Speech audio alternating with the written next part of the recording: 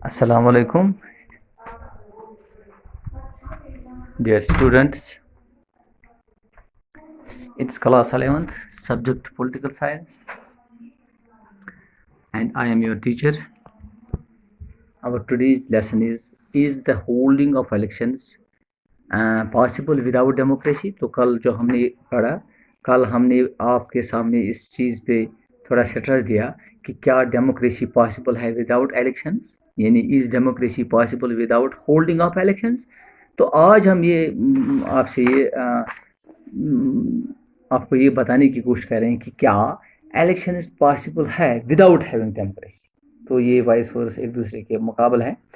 जैसा कि हमें ये पता है कि ऑल इलेक्शंस आर डेमोक्रेटिक. तो जितने भी इलेक्शंस हुआ करते हैं वो डेमोक्रेटिक होते हैं.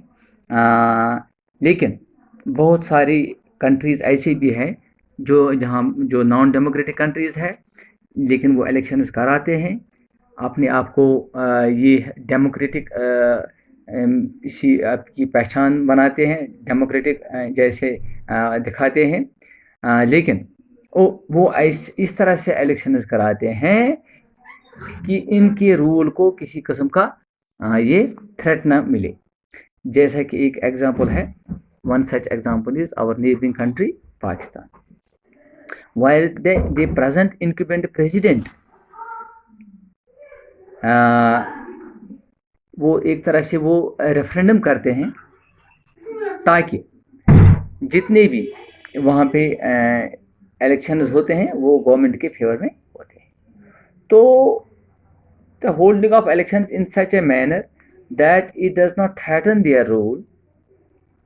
And one such example is Pakistan, where the incumbent president Musharraf उस ज़माने का held a referendum to get his contribution ratified by the people without any open contest, जिसको हम एक तरह से contest भी नहीं कहते हैं.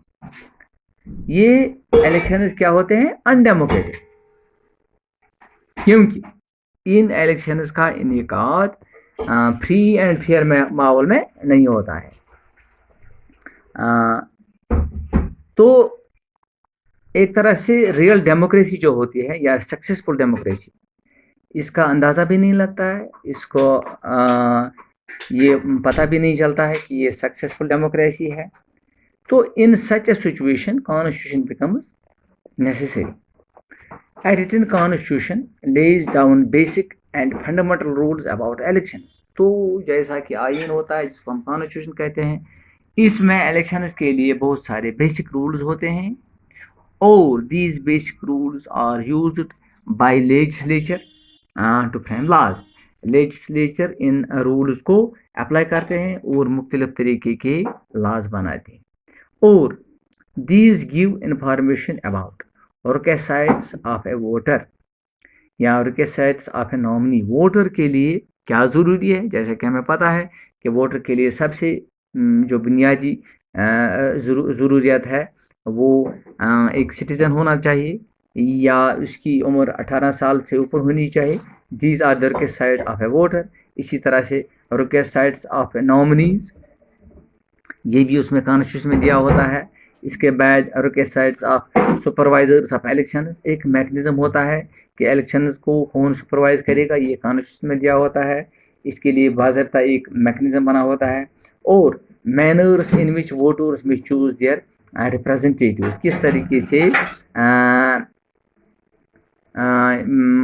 वोटर अपने वोट को इस्तेमाल करेगा. जैसे कि उसमें बहुत सारे मुख्तलिफ तरीक़े होते हैं. आज के ज़माने में हम EVM इस्तेमाल करते हैं. अब यहाँ पिछले ज़माने में बहुत कम अरसे से पहले हम बैलेट का इस्तेमाल करते थे.